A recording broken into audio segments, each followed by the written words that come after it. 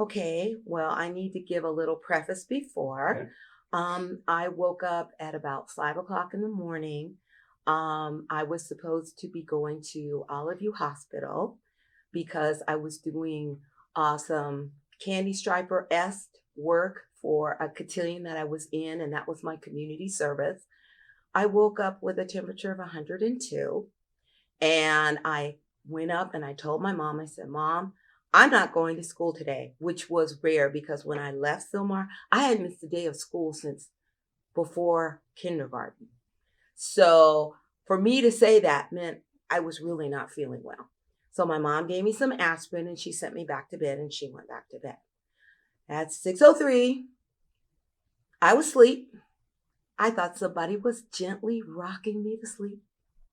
My mom said, Get up, get up. It's an earthquake. I said, huh? Okay. So I immediately bounced out of bed, went into the doorwell of her room, and promptly passed out because I got up too fast. I had a temperature and I was sick. So she's holding the what do you call it? The towels, and where we keep our towels and laundry and everything. She's holding that up, keeping me under the door jamb, and I'm laid out on the floor. I wake up and my mom says, We just had an earthquake. I said, Okay, well, for sure I'm not going to school today. She said, No, you're not. So we got up and we went to look over the house. And in our den, there was this big, huge bookshelf, but it wasn't nailed to the floor. And it had fallen over onto a couch that was there. And then we went into the kitchen and we saw that dishes had fallen out from the cabinet, but the china, which was on the top cabinet, there was one piece that fell and it didn't break or anything, but there was a mess in the kitchen. And then we looked out in the back and there was we had a slump stone wall all around, and part of it was still up and the other was gone. So there were a few aftershocks. So we darted into, the door wells.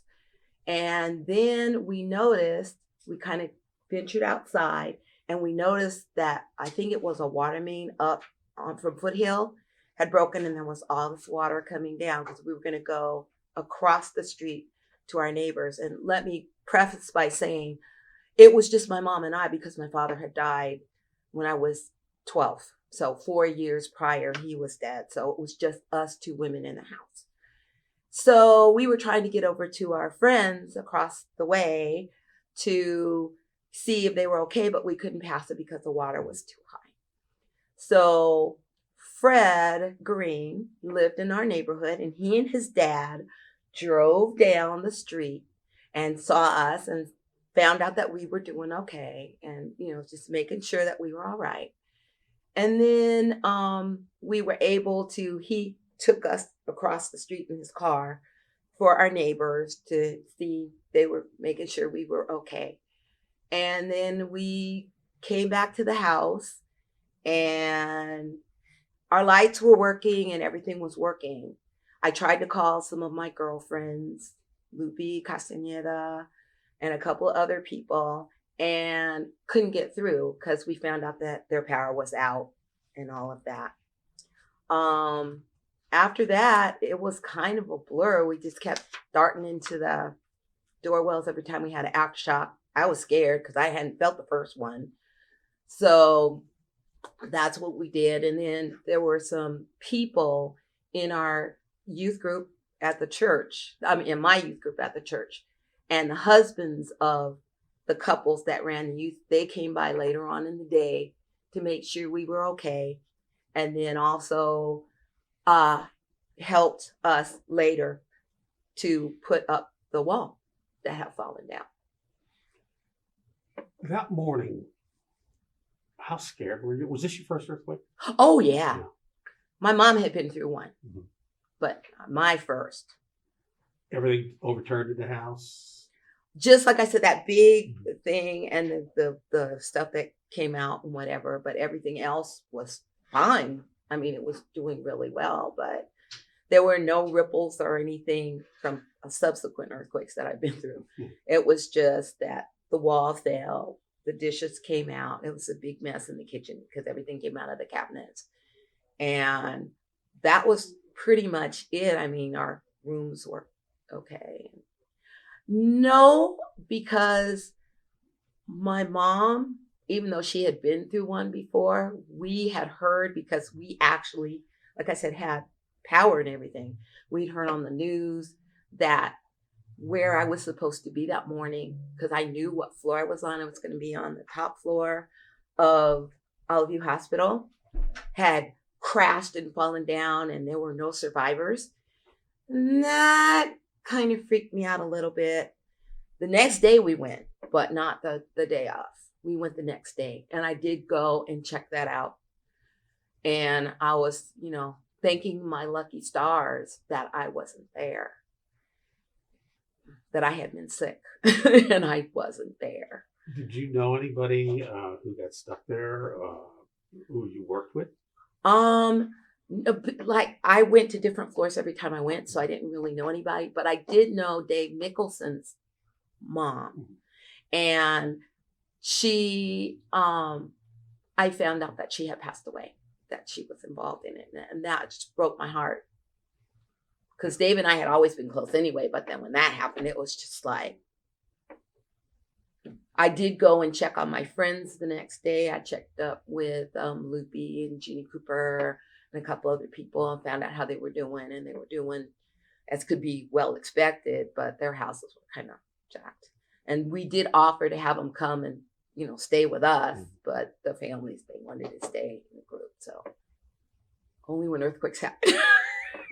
Tell you God's honest truth, I try and block that out because it was a very, very traumatic time for us and my friends. And, like a week before I had been in the band as a ringer playing when they opened the freeway. Yeah. And for it to be down like that, I was just like, oh my goodness, I'm glad it waited a week, But there was a lot of blessings and thankfulness in my heart when all that was going down. Luckily, we had a lot of my mom, she went through the depression. So we always had, food and stuff in the house. So we managed, until things got up and running. But I do remember that I don't remember if we were called or whatever, but that we could go to the school. And I was a TA for Eugene Smith. He was a biology kind of teacher, and I was his TA. And so I got a call that I needed to come in to help him clean up the room. That was okay. But then the Friday before the earthquake, we had just done fetal pigs. And so I was picking up fetal pigs off walls everywhere. It was kind of interesting. Yeah, that they're going to be flying all over everywhere. Yeah, that was a shock to me because Mr. Smith, we were friends because we went to the same church. And he told me, you need to come and help me with this. He did not tell me at all. I walked in and I'm going, what is that? He goes, remember Friday's experiment? And I went, the fetal pigs. He goes, uh-huh. And I went, okay. It was a shock to me though. But, and then all in the back room, all of, the reagents and supplies and whatever, I was picking that up. So since I was there and I was, ladies and, all the different service organizations, I got a chance to do the library because I knew the Dewey Decimal System. I got a chance to do the books in the textbook room. I got to organize all of that. And they allowed me to do people that were lower division CUMEs because I had in the past done CUMEs at Olive Vista Junior High School when they needed some help. It was kind of when my father passed. The Mr. Bramhall, he was a counselor and he knew I needed something. So that was his gift to me, that he would allow me to do these CUMEs because he knew I was really good and I was really fast. So it was something that I knew it was in my roundhouse. But when we went back to school, every time the earth moved, I ran out of the classroom. And so the teachers very early on decided that, yeah, we're going to change your seat. So I would be in the back of the room. So when it hit, I would be outside because I did not trust those 4x4 beams that were holding up the awning to be there. And I was going to be out. I was going to be outside. If I got hit by a wire, I didn't care. I was going to be outside. There was, do you remember the police presence after the quake? No, not really, because I wasn't really in Silmar. I was in San Fernando. Okay. And so it really wasn't an issue to me. I just kind of was hanging out. I mean, I remember it when we went into Silmar because there had been looting and we knew that. When I went to go visit my friends that were there, they would stop and they would ask where you were going. And I said, oh, my friend. And I need to find out if she's okay.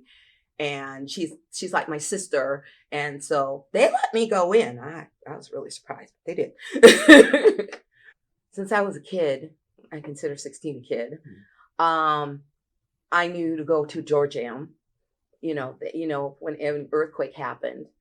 But I was involved I worked for the VA hospital. So in 84, 84, I was involved in that. And I was living in Antelope Valley.